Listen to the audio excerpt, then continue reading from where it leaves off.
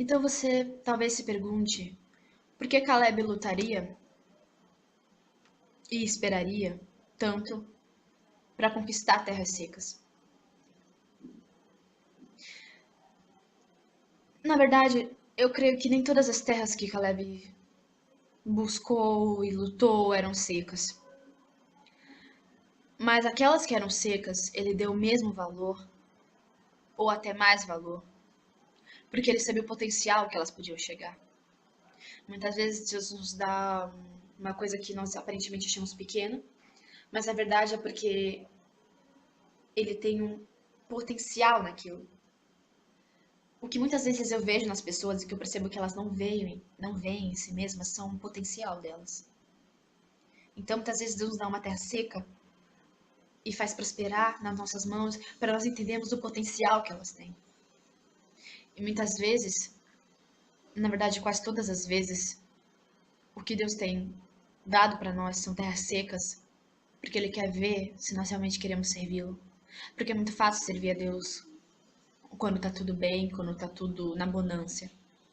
Mais difícil é servir a Deus quando as terras são secas.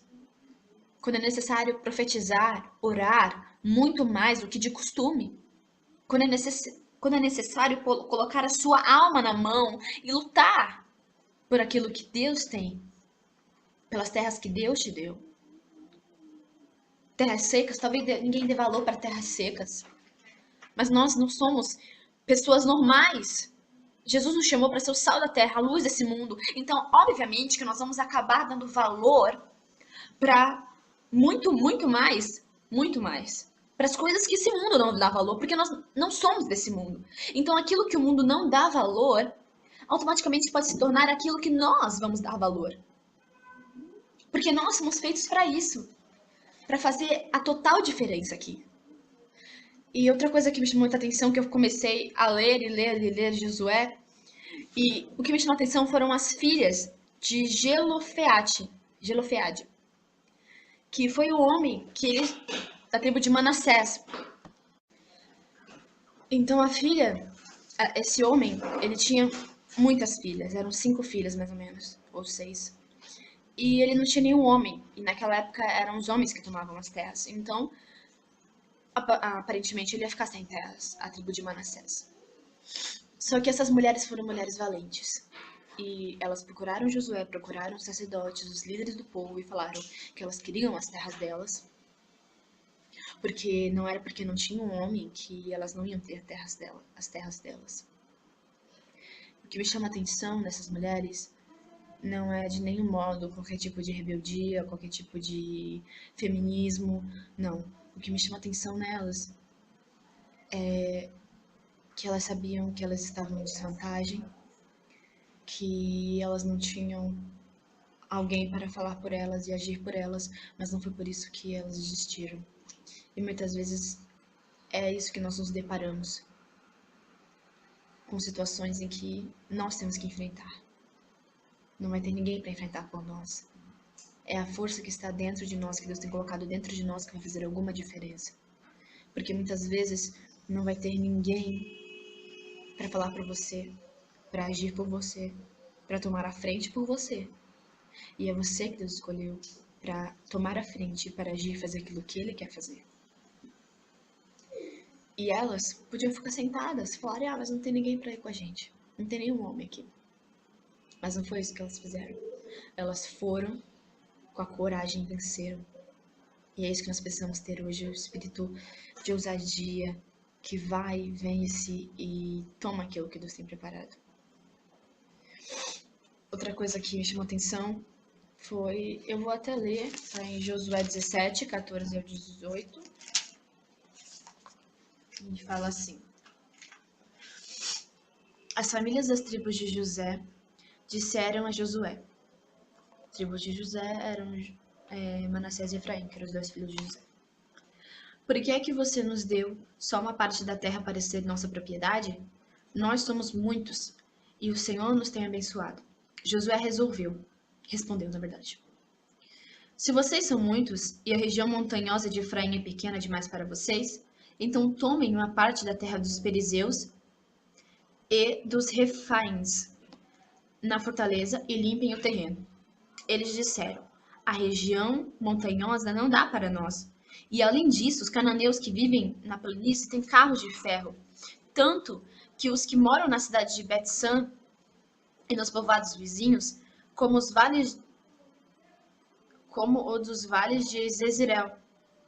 Então Josué disse aos descendentes de Efraim e de Manassés: de fato, vocês são muitos e são muito fortes. Vocês não terão só uma parte. A região montanhosa será de vocês. Então embora seja uma floresta, vocês a limparão o terreno e ficarão com ela de ponta a ponta, pois vocês expulsarão os cananeus, embora eles tenham carros de ferro e sejam fortes.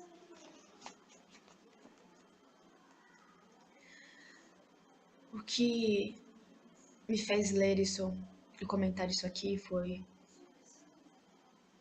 o fato deles reconhecerem que eles eram muitos. E apesar disso, eles acharem que estava bom ter um pedacinho de terra, porque eles tinham medo dos cavalos, dos carros, na verdade, os carros, desculpe, os carros de ferro que o outro povo tinha para lutar e eles não tinham. Nós vemos muito. Esse é o problema. Nós acabamos vendo e esquecendo aquilo que Deus pode fazer.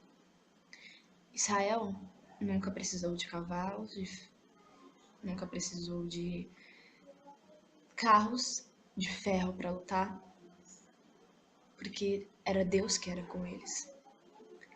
Então você não precisa de grandes recursos para vencer uma guerra, porque Deus está com você. Ele é a mão que vai lutando por você à sua frente. Teve um rei, que eu não me recordo agora, de Israel, que ele falou que eles iam para a guerra porque o braço que estava com aquela nação era um braço de carne, um braço humano, mas o braço que estava com eles era o braço do Senhor dos exércitos. E é isso que nós temos que ter em mente. Que quando for a hora de expandir, de aumentar aquilo que Deus tem colocado no nosso coração para fazer, não importa se há um povo na direita, um povo na esquerda, um povo à frente, um povo atrás, tomando aquilo que é nosso, nós vamos expandir conforme aquilo que Deus quer que expanda. Então, cada passo que nós dermos vai ser direcionado por Deus. E não importa se os nossos inimigos têm carros, está a mão do Senhor. Então, nós não temos o que temer diante das tribulações, diante das guerras e das lutas. Eu creio que é isso que Deus quer falar no nosso coração hoje. Então, nós vamos estar orando para que Deus consolide essa palavra em nossos corações. Feche seus olhos se você puder. Pai, nós te agradecemos pela tua presença neste lugar. Nós te agradecemos, Senhor, por tudo que o Senhor falou aos nossos corações hoje, Senhor. Nós te pedimos que essa palavra não está dando fruto em nossos corações. Nós venhamos estar lutando por aquilo que tu tens para as nossas vidas, Senhor. Em nome de Jesus, nós te agradecemos, Pai. Que essa palavra frutifique em nossos corações, Pai. Em nome de Jesus, nós te agradecemos. Amém e amém. Que Deus tenha uma boa semana. Com a graça de Deus.